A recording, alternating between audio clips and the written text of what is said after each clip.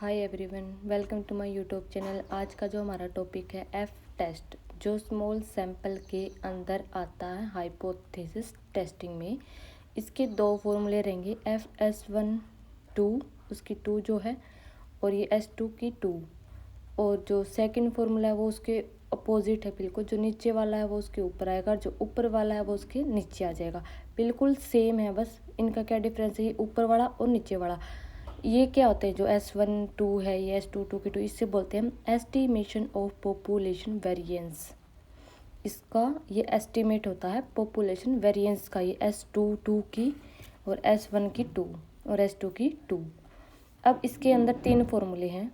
जो S1 की 2 है उसके 3 फॉर्मूले और S2 की 2 के 3 फॉर्मूले, और ये भी बिल्कुल सेम है। जहाँ हमारा 1 है वहाँ हम 2 यूज करेंगे, जो S2 का जो फॉर्मूला है हमारा, ठीक है। जैसे x की 1 है तो वहाँ x2 ले लेंगे अगर S2 का फॉर्मूला लेंगे तो।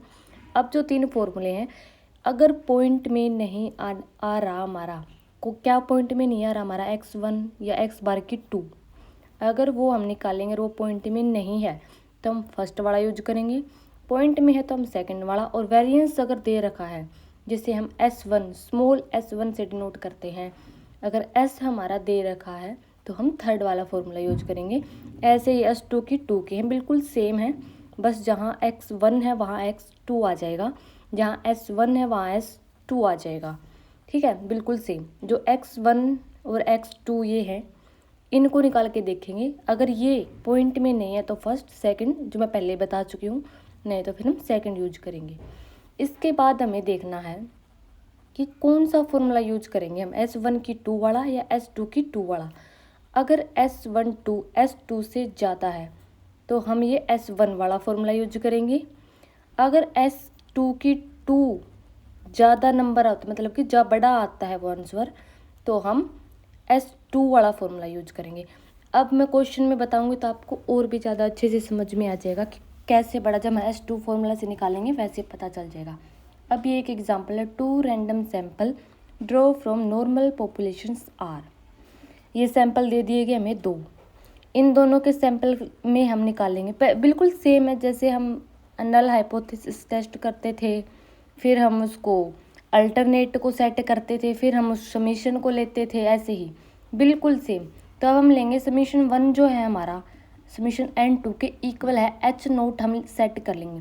अल्टरनेट इसका उल्टा बोलेगा, अपोजिट रहता है हमेशा, तो ये हमारा रह जाएगा 2 टेलेगा, क्योंकि वो इक्वल नहीं मानेगा। और जो हमारा ये 0.05 हम ले लेंगे, क्योंकि इसमें दे नहीं रखा हमें लेवल ऑफ सिग्निफिकेंस।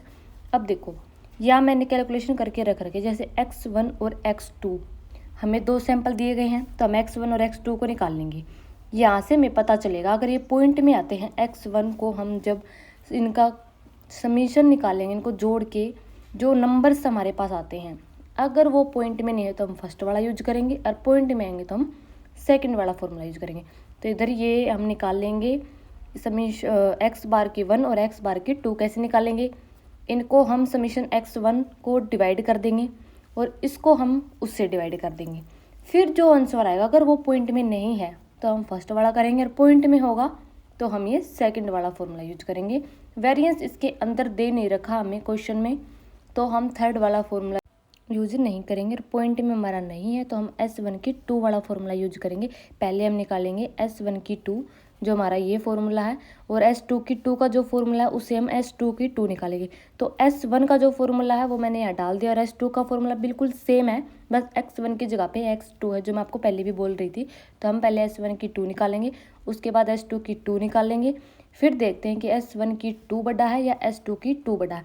अगर वो बड़ा होगा तो हम S1 की 2 वाले फॉर्मूले से निकालेंगे अपना क्वेश्चन, और S2 बड़ा है तो S की 2, जो S2 की 2 बड़ा है तो हम S1 जो ये वाला फॉर्मूला यूज करेंगे। तब हमारा जो क्वेश्चन आएगा, इसे 120 कर देंगे, इसको डिवाइड बाय n से कर देंगे।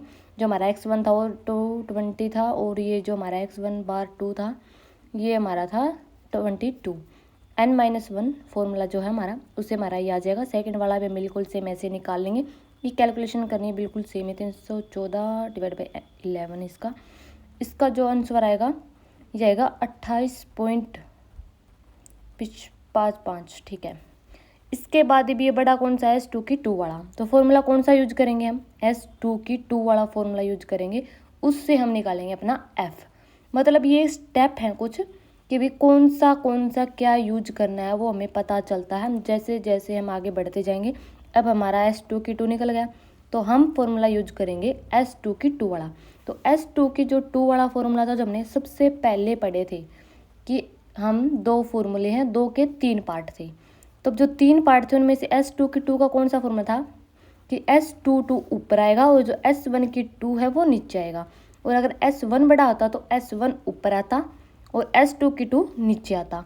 ये था F को निकालने का फॉर्मूला। और जो ये था, अब हमारा ये निकल जाएगा, F आ जाएगा इतना। मतलब कि स्टेप बाय स्टेप चले, जैसे X1 जो हमारा था पॉइंट में नहीं है तो कौन सा फॉर्मूला यूज करेंगे, S2 वाला कौन सा करेंगे, ये आपको थोड़ा सा याद करोगे आपको हो जाएगा। अब हमें निकालने हैं टेबल में चेक करके इसकी वैल्यू कि ये जो हमारा स्टेटमेंट है वह एक्सेप्ट होगी या नहीं। अब हम निकालेंगे μ1 और μ2। μ1 जो हमारा हम लेंगे n1 सैंपल जो हमारा, और μ2 लेंगे हम n2, लेकिन जो बड़ा होगा हम उसे μ1 नाम दे देंगे। तो इसमें से निकाल के जो हमारा μ1 है वो छोटा है, μ2 जो है हमारा 11 बड़ा है, जो बड़ा होगा उसे, और उसे हम नाम क्या देंगे, μ1। μ1 क्यों देंगे, अब ये यहाँ पे आप वो मत हो जाना भाई ये μ1 इसका नाम क्यों दे दिया, क्योंकि μ1 तो हमने 10 - 1 करके निकाला था।